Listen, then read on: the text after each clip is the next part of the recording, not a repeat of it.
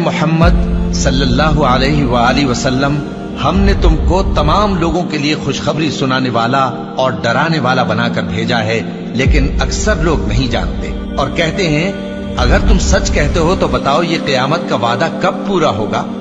کہہ دو کہ تم سے ایک ایسے دن کا وعدہ ہے جس سے نہ ایک گھڑی پیچھے رہو گے اور نہ آگے بڑھو گے۔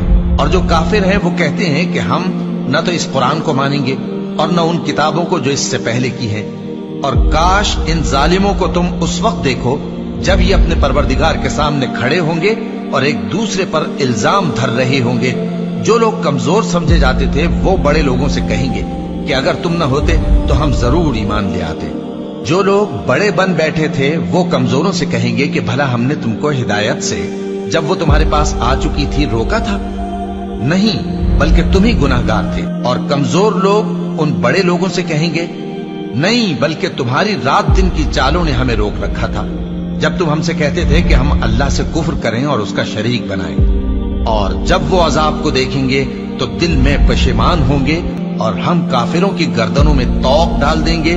بس جو اعمال وہ کرتے تھے انہی کا ان کو بدلہ ملے گا۔ اور ہم نے جس بستی میں بھی کوئی ڈرانے والا بھیجا تو وہاں کے خوشحال لوگوں نے یہ ضرور کہا کہ تم لوگ جو چیز دے کر بھیجے گئے ہو ہم اس کو نہیں مان لیں گے، اور یہ بھی کہنے لگے کہ ہم بہت سا مال اور اولاد رکھتے ہیں اور ہم کو عذاب نہیں ہوگا۔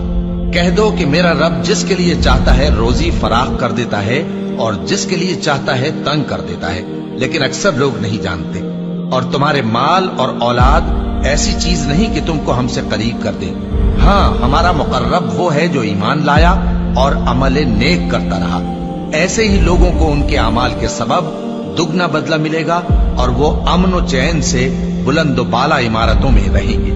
جو لوگ ہماری آیتوں کے سلسلے میں ہمیں ہرانے کی کوشش کرتے ہیں وہ گرفتار عذاب کیے جائیں گے۔ کہہ دو کہ میرا پروردگار اپنے بندوں میں سے جس کے لیے چاہتا ہے روزی فراخ کر دیتا ہے اور جس کے لیے چاہتا ہے تنگ کر دیتا ہے، اور تم جو چیز خرچ کرو گے وہ اس کا تمہیں عوض دے گا، وہ سب سے اچھا رزق دینے والا ہے۔